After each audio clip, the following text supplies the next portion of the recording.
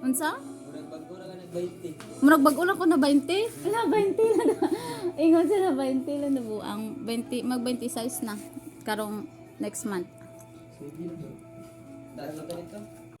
Unsa dahil pag magilonggo. Uy para sa ko agud pag magbisaya agud ko ngilngig siya paminawon para ani pag mag-stress storya tatas kay before na nakatry man ko gi-record na ko ba magbisaya daw ko bi. Ana good para sa ko pangit kaayo siya paminawon pero pagdating gud sa mga Bisaya nindot sila. Galing ko may naglulunggot eh. Nga naman. Gwapo kayo paminaw ng istorya. Wala lagi. Nga naman, gwapo man. Gwapo bito no? Gwapo ka lang kung maglunggo ka na may istorya. Wala kay lahi. Bisaya. Pero makaintindi man ka few words ang Ilonggo. Kaya mo kay bagada ilonggo to na god.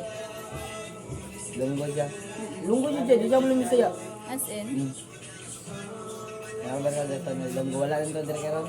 Ah, Kung wala ko ng pabunagin ba, wala siguro ko doon. Kung pabunagin mo na siya, Christian mo na siya. what do you mean?